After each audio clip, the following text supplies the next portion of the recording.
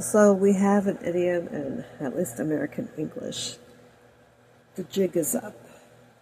Maybe it comes from the Irish because the Irish are famous for their jigs. Yeah. I have at least partially Irish ancestry. What is going on? Seriously. Now I'm seeing video. It's not AI generated video of angry white male voices shouting at ICE officers, shouting horrible, horrible things, horrible, mean insults. I felt bad the other day when they were just going into a restaurant and the patrons were calling them terrible names like, you're fat, you're ugly, you're stupid, you know. Okay, liberals are the party of nice.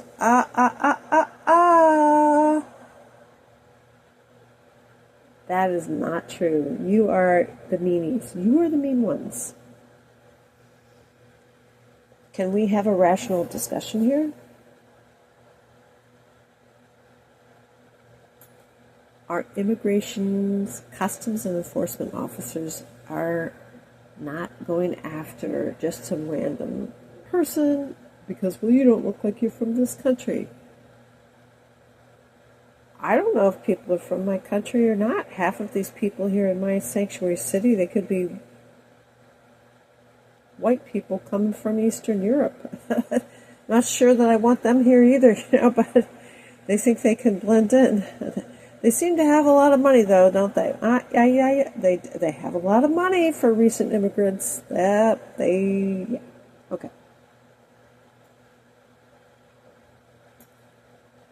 But the authorities can definitely be investigating this, and if there are abuses within our system, then let us close up those loopholes, whatever they may be. Let us not get race hysterical, because it's not about race. It's not about race. It's about showing respect for law enforcement. And this lack of respect for law enforcement, and I will have to say again, I am sorry that Ms. Renee Good lost her life. I'm sure that's not what she and her partner were planning that day. I am sure that it went terribly wrong. But you see, when you act foolishly, things do go wrong. When you have a foolish mindset, eventually things will unravel. That's what I want to say to the ladies marching. Now, it's getting really cold there in Minnesota. Minnesota. Can I tell you something in confidence? I haven't said this before. Well, I'm not going to say it now. I just decided I'm not going to.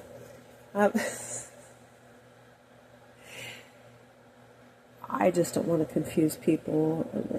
People are already, their heads are already swimming with so many ideas. It is, I will tell you something. I feel bad about it now in retrospect. Might have been, I don't know, I want to say like 20 years ago. Our city had hired police officers to direct traffic and tell you where to park in the local zoo. And we decided we're not going to listen to this police officer. He told us, he pointed a direction where we should park. And I said it to my husband. I said, don't listen to him. You park where you want. The guy was like so mad. He was like, mad, mad like Mussolini. I look back on that and I think, it's not a nice thing to do. I mean, if the Bible tells us that the authorities are there to protect us. They're there for our safety. It really does.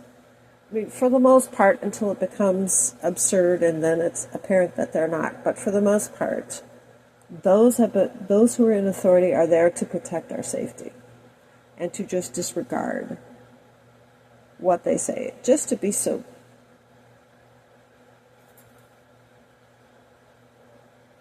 So I'm saying right now, I apologize. I do, from my heart,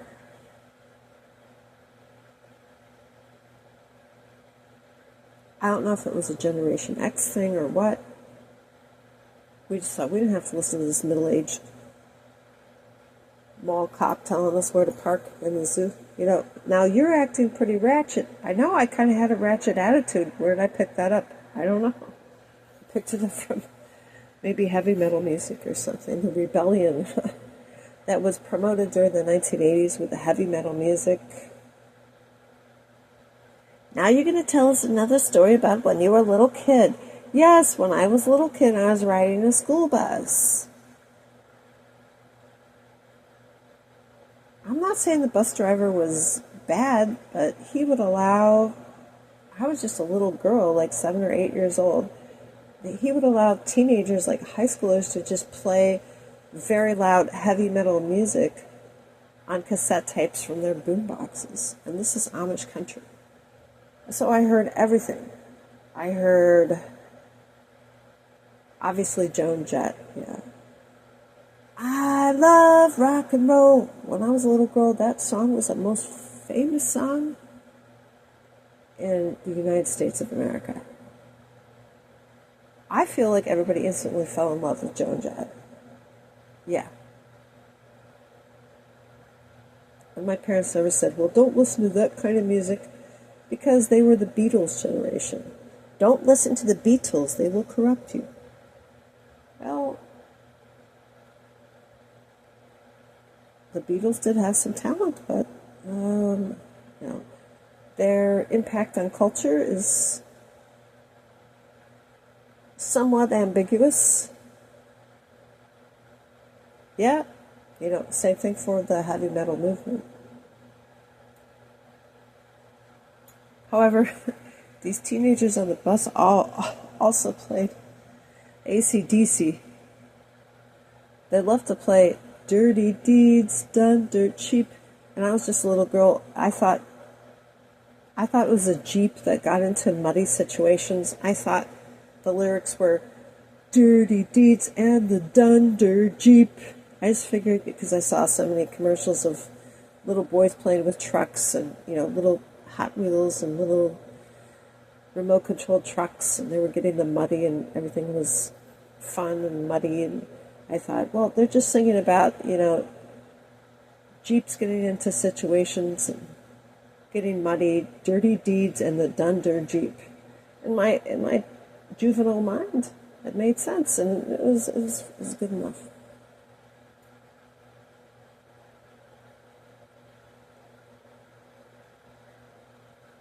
And the thing is,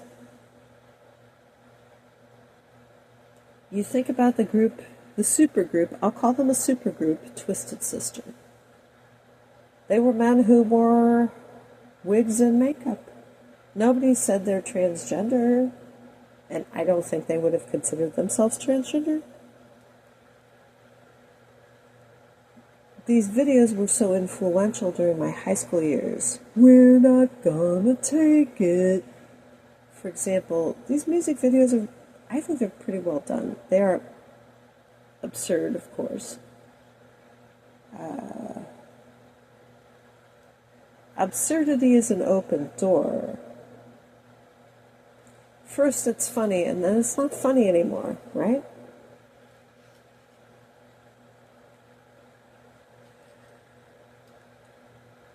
I never heard anybody in my high school say, you know, Twisted Sister was mainstream. They were men in makeup and wigs, but having beautiful musical talent, songs, and you could empathize, and you felt they were empathizing with you. That these authority figures, sometimes they're big jerks. We're not gonna take it. They're big jerks. Well, why do I have to take this from you? You know? But I am wondering about this generation, because I really firmly believe that this generation that is protesting ICE out there in Minnesota, they're younger than I. and my generation, the younger, and generations that came before me that are still here, they had everything they ever wanted, didn't they? We think they did. They had all the funding, they had all the affirmation, they had all the compliments, they had all the validation they ever wanted. They had everything that I didn't have, and they're angry that violent people have come into the country. Is violent people from gangs. I'm sorry, they did come from South America. Gangs. Hurting our citizens. Not just white citizens, but also black and brown citizens. Well, I just don't believe it.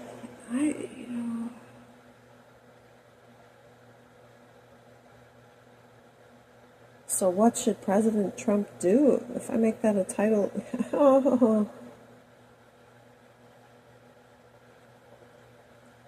I'm giving you my thoughts about this.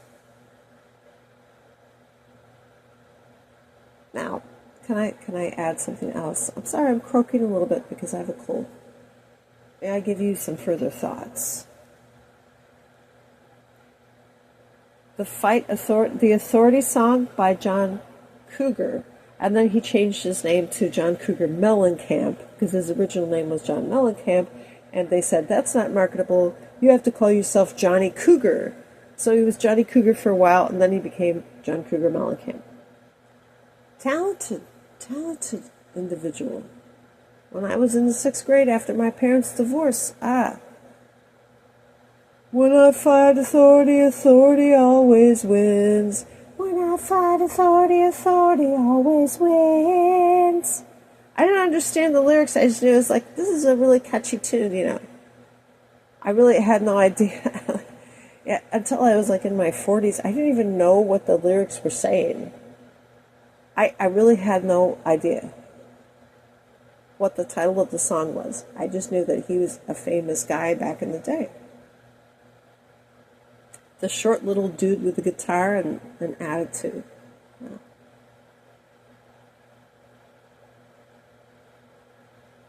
Oh, I don't even want to tell you.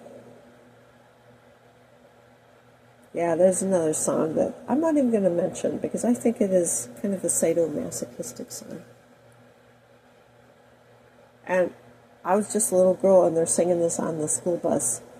Hurts so good. Come on, baby, make it hurt so good. And the teenagers on the bus are laughing. I'm like, can I just get off the bus? I have like, 45-minute ride from the jail to home. Please let me off. I don't have any choice. The bus driver never said anything. Maybe this is inappropriate for children. You see, we didn't have Barney back then.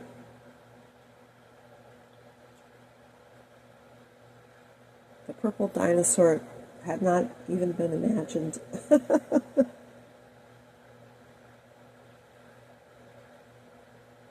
So let's open our eyes. Do we want a society that abides by laws? I think that the Lord God in His infinite wisdom chose the correct sort of people to establish a nation where we could have liberty flourish. In the North, we did not have slavery. It was not spread throughout the United States. There were many people who passionately, abolitionists, most of them were Christian, wanted to help people escape that terrible life. Don't laugh at the book Uncle Tom's Cabin. Well, you're an Uncle Tom.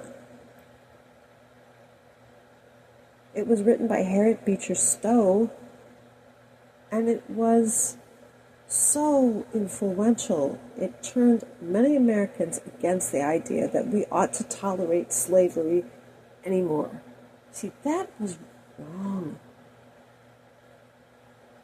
And it does still exists in other cultures. This idea, you can enslave people, it's no problem. Even St. Paul said, if you're a slave, don't try to become free. Oh, please, I have an updated mindset. If I'm a slave, I'm gonna become free. You know, I'm sorry if I'm disrespectful.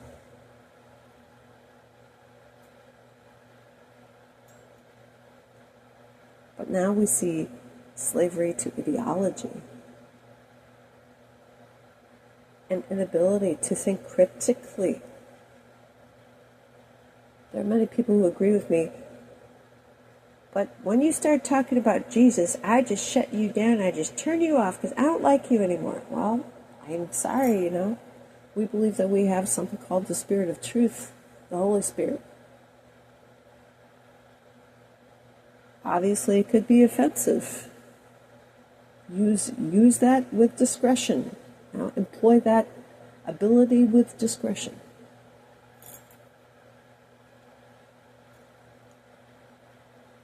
It is wrong.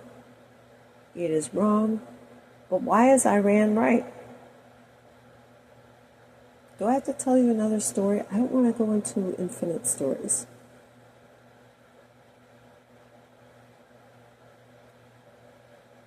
The brutality compared to the ICE agents being so patient, even like the typical police officer, they're more like a social worker. They're like really patient.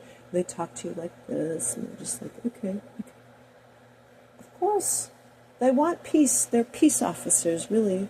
They're not police officers. In other countries, they're there to enforce dirty deeds. For them, they think they're gaining treasure in heaven, but it's dirty deeds. Like you scooping so much dirt on your grave, you don't realize you have this huge pile of dirt. Are you sure you want to continue on this way? I'm talking about the enforcers in Iran.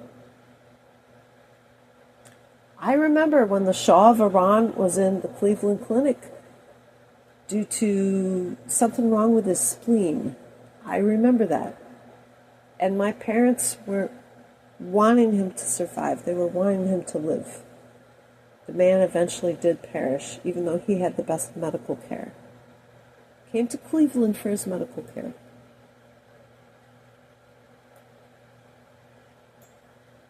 I wanted the hostages to be released from Iran. That was something that preoccupied me as a 7-year-old. Oh, please, let the hostages be released. And they were, because it was a kinder, gentler world back then. You know, George W. Bush, right? Just George H.W. Bush said, we need a kinder, gentler nation and 1,000 points of light.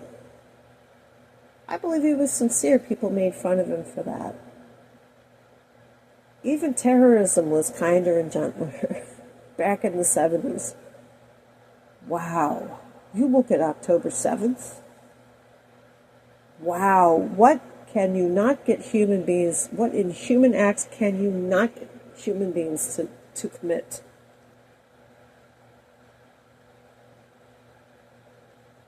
And I'm going to have to say this because I have to do it, because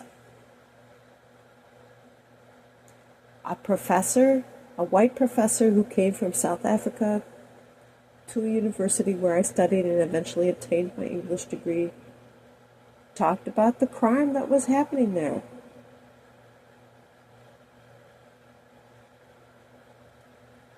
And I'm just that sort of a person. I want some inspiration. Give me an idea. What should I do in my little book report about? Because it was a lower level undergraduate political science class. It was an elective course to help me fulfill my degree. And this African lady I cannot remember the country she was from. I know that she had a co-author, and the co-author was Baha'i. Don't confuse Baha'i with Zoroastrian. Zoroastrian comes from Iran, by the way. And I'm like, I'm a Christian, but it's all right. If the co-author is Baha'i, she's trying to do good. The whole reason why this young African lady had fled her home country in Africa was because she was pledged, she was promised to marry a fellow countryman. He was older than her. He insisted she's got to have female circumcision. Now, we call it FGM. Nobody talks about it.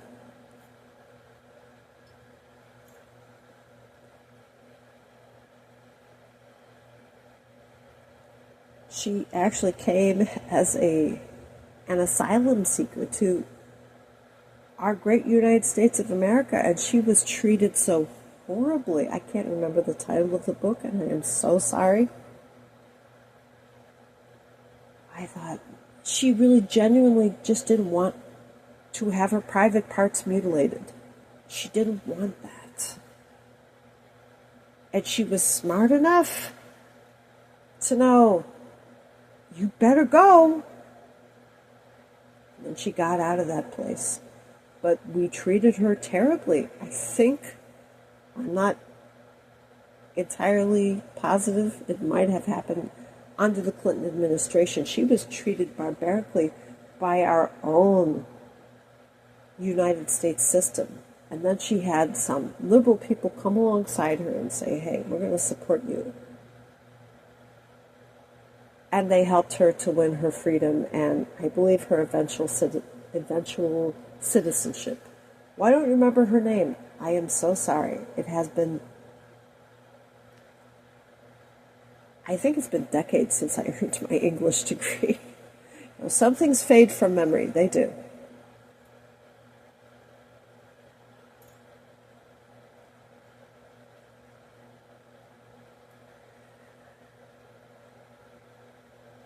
We can't just, however, just because we have been mistreated by some people in authority, just reject the idea of authority outright. You might have grievances. Perhaps we could talk about the scandal in the Catholic Church. That was a big thing. My mother had left the Catholic Church and then returned, and she was really turned off when the scandal came out. You remember that scandal?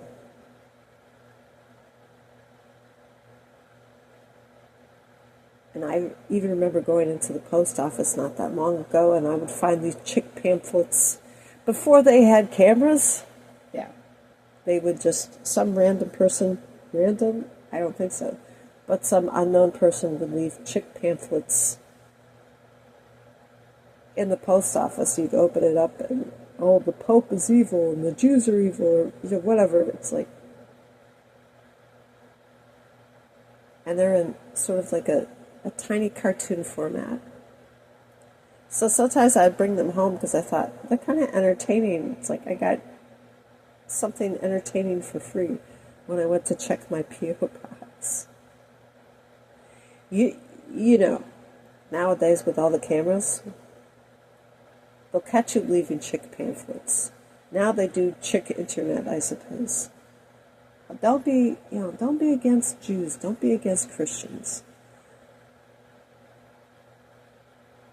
Can I venture to say, don't be against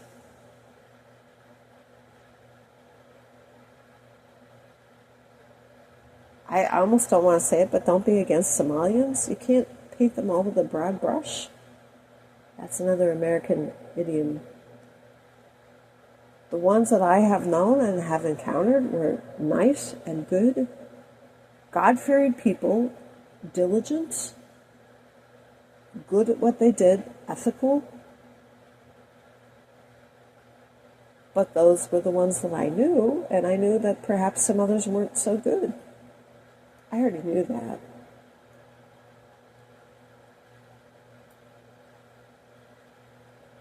So, I suppose in closing we need to ask ourselves one question, if only one question could be asked. What sort of society do you want to live in?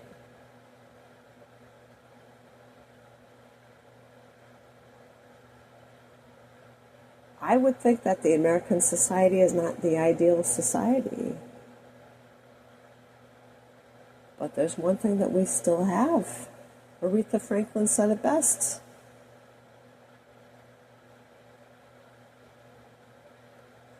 What is the thing that you treasure most about your existence? Aretha Franklin said freedom, freedom, freedom, freedom.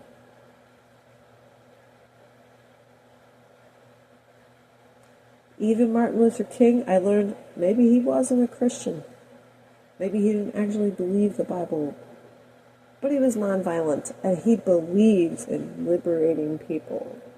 Yes, you could say he was one of the founding fathers of liberation theology. But if you attempt to free us from the Bible, I don't think you're giving us true freedom. But I salute that man. I salute his legacy, and I'm very, very sorry for what happened to him.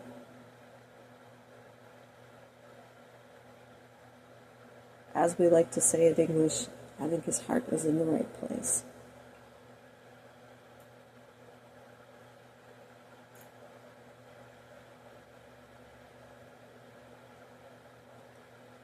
Wherever the Spirit of the Lord is, there is liberty. Quoting the Bible. Thank you for listening. Goodbye.